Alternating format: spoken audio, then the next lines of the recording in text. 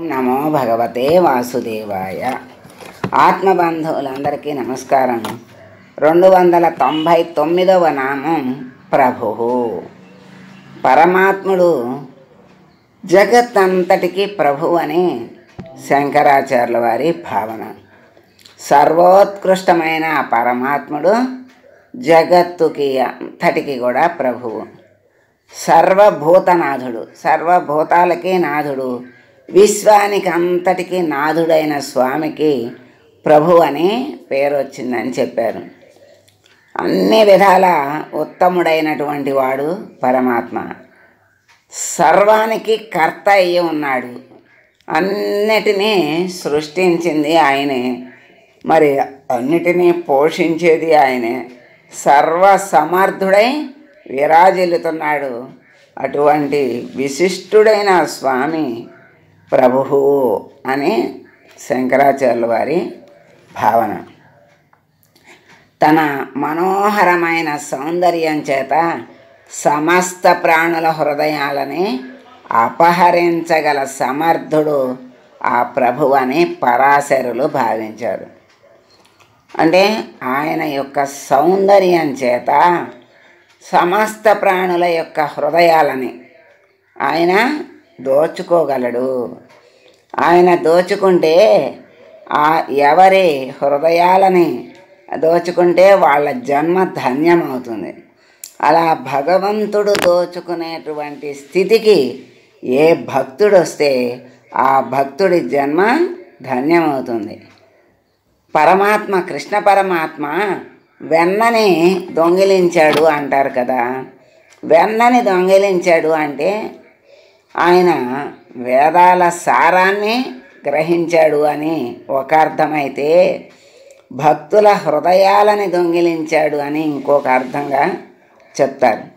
అట్లా ఆయన చేసిన పనులన్నీ కూడా సామాన్యులకి అన్నీ తప్పులుగా, ఏదో ఎంచేటట్లుగా ఉంటాయి.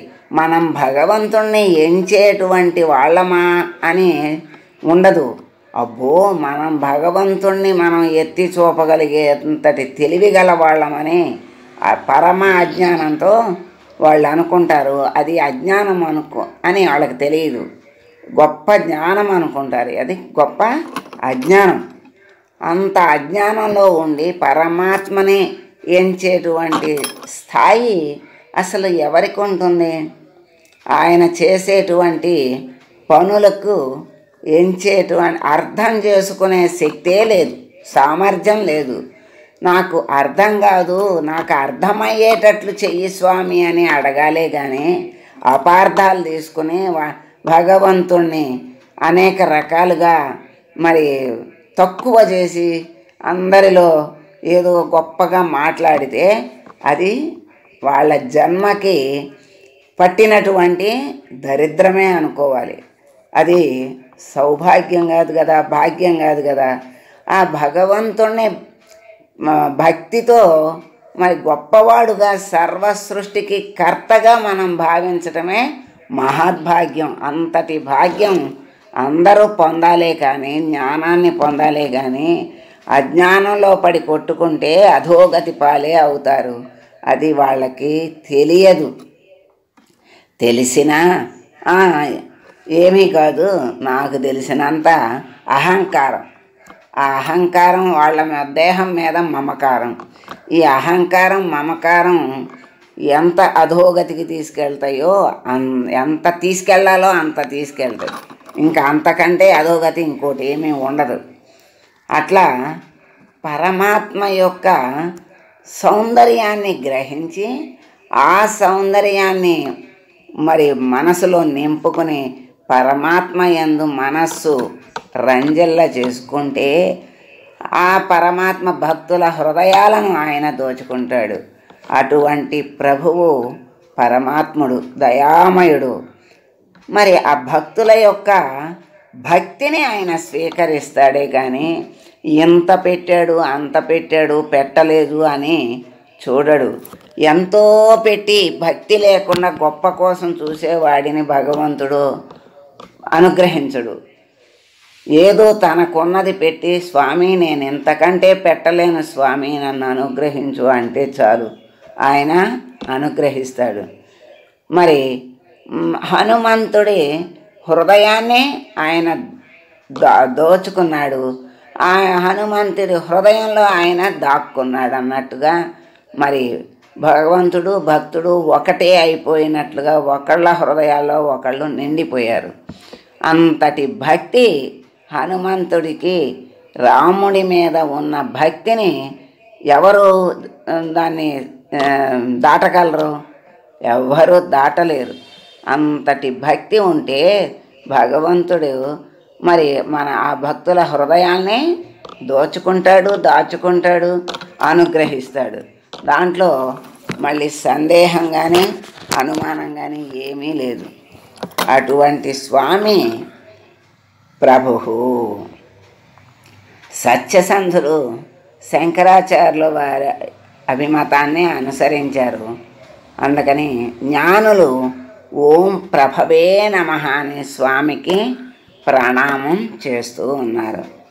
అటువంటి స్వామి ప్రభువు అయినటువంటి స్వామి గురించి ఇంకొంచెం మనం తెలుసుకుందాం. ప్రభువు నామానికి ఇంకా అర్థం తెలుసుకుందాం. ఈ విధంగా జీవులు ప్రభువు అంటే జీవుల కోరికల్ని తీర్చేటువంటి వాడని, వాళ్ళ మనస్సులకి శరీరాలకి తానే అధిపతి అయి నడిపేటువంటి వాడని ప్రభువు అని అన్నారని, కనుక ఆయనే ప్రభువు.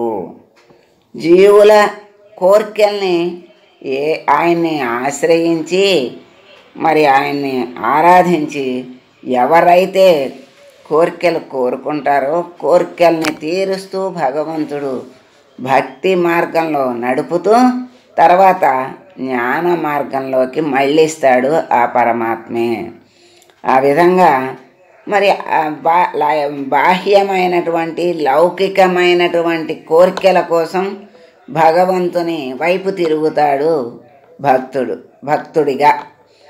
అప్పుడు ఆ భక్తుడిని కోరికలు తీరుస్తూ జ్ఞాన మార్గంలోకి తీసుకొస్తాడు పరమాత్మ.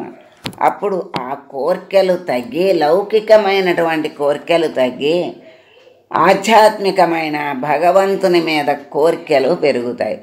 స్వామిని స్మరించాలని తపన, మరి ఆయన్నే గుర్తుపెట్టుకోవాలని, ఆయన్నే చూస్తూ ఉండాలని, ఆయన ఎప్పుడు కనపడతాడా, భగవంతుడిని దర్శనం ఎప్పుడవుతుందా, ఎప్పుడు తనలో లీనం చేసుకుంటాడా అన్నటువంటి భావనలతో జీవితాన్ని గడుపుతూ ఉంటాడు. ఆ జ్ఞానము నుండి చివరికి ముక్తిని కూడా ఆయనే కలిగిస్తాడు.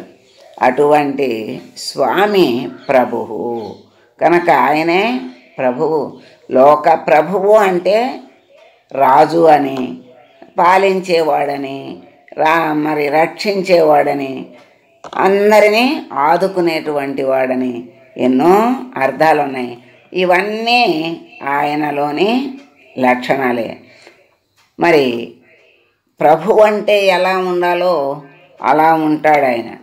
మరి అలా జగత్తునంతటిని సృష్టించి పాలించి మళ్ళీ లయం చేసుకునేటువంటి స్వామి కనుక ఆయన్ని ప్రభువు అన్నారని మనకి చక్కగా ఈ ప్రభు నామానికి అర్థం తెలియజేశారు. అటువంటి ప్రభువైన స్వామిని, స్వామి నీవు మా జీవితాలను, శరీరాన్ని, ఇంద్రియాలని, మనస్సుని, బుద్ధిని నీ ఆధ్వర్యంలో నడిపించి భక్తి జ్ఞాన వైరాగ్యాలను కలిగించి మమ్మల్ని అనుగ్రహించు స్వామి అని వేడుకుంటూ మంగళం పాడదాం. మంగళం కౌసలేంద్రాయ మహనీయ గుణాత్మనే సర్వలోక శరణ్యాయ సాధురూపాయ మంగళం. ఓం